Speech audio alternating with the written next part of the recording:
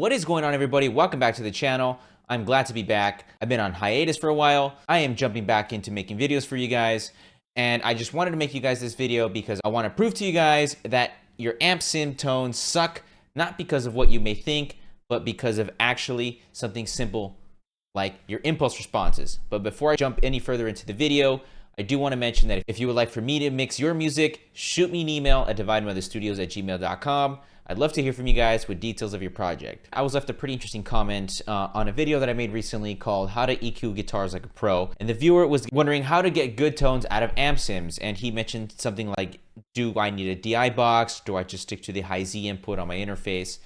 And ultimately, I told him 99% of getting a good tone out of an Ampsim is going to be coming down to your impulse responses. And he ended up responding to that comment that he was pretty shocked about how low he ends up recording, and that it's a good thing to record at low volumes because then you can bring up the signal again after the fact with like preamps and compressors. And I kind of was thinking that maybe he might be overthinking it a little bit, because to be completely honest, every band that I've produced so far and every album that I've made on my own personal level, I have never used a DI box. I've never used anything else other than the input on my interface. And I just make sure that I get a good healthy level. I shoot anywhere between -12, -9, and -6. As long as I'm between -12 and -6, I'm good to go for 99% of the Ampsims that are out on the market. So, you know, this is a bit of a response for him just so that he can kind of get an idea. Maybe he can realize that he may be overthinking things a little bit. Maybe a lot of you guys are too. Because getting great guitar tone nowadays is more simple and a lot easier than it's ever been in the history of making music.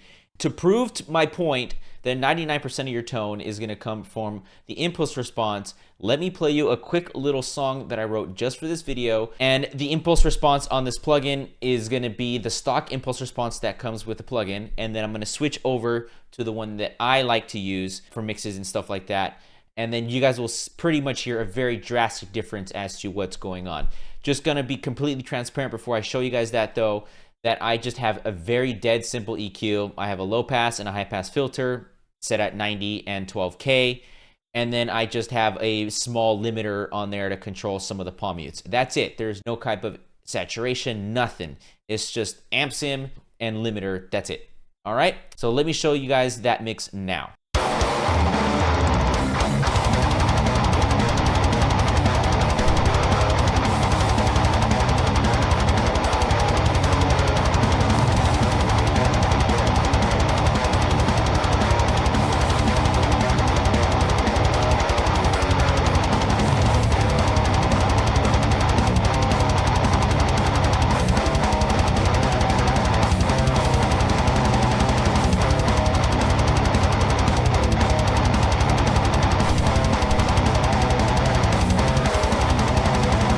So as you can tell, that sounds pretty awful. I really hate the guitar tone on this Ampsim, and I'm gonna be completely honest, it's the Misha Mansour plugin from JST.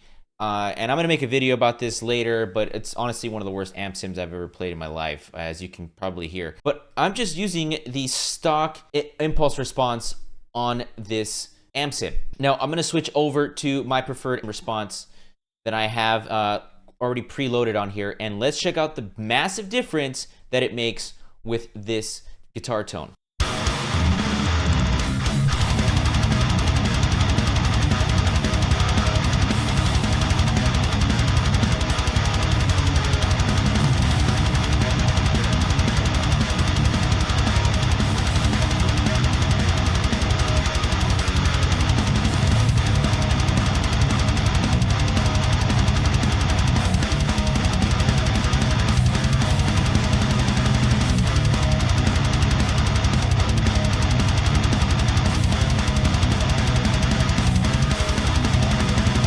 Unbelievable difference. It took that crappy tone and completely destroyed it by just getting a really solid, good impulse response. And I believe this one is actually the one from Wilkinson Audio. It's a Mesa Boogie oversized cabinet impulse response that I'm using here. And that is ultimately the secret too, even though it's not really a secret, to getting great tones out of your Ampsims. Just record at a healthy level.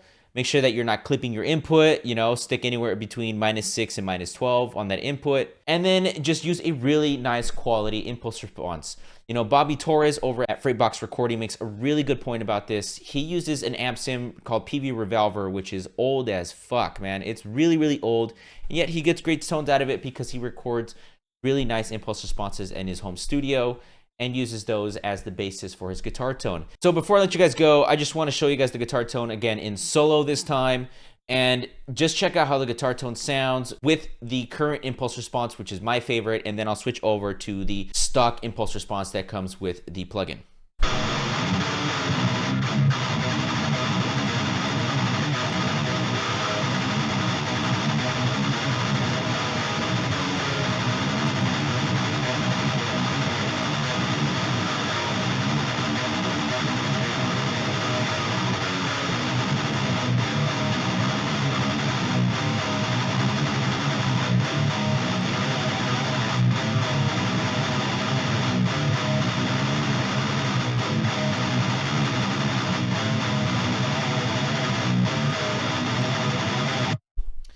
So excuse the mistakes, by the way. I just recorded this literally in like 40 minutes, so I didn't bother editing anything. But as you can tell, the guitar tone is pretty solid. It's totally usable in the mix. And I think that's another issue that a lot of you guys run into. Just briefly, I want to mention this, is stop listening to guitar tones in solo. You want to listen to your guitar tones in context of the mix, because a lot of the times I feel that people listen to their guitar tones in solo and wonder, man, this shit sounds like really bad. It sucks. But in context of the mix, it can be totally usable. I've run into that many times where I think a tone is really bad, but then I pop it into the mix and it actually ends up working really well for that particular mix. Now, let's listen to that same guitar with the basic stock cab that comes with JST Misa Mansour, and you'll definitely hear a big difference in guitar tone quality.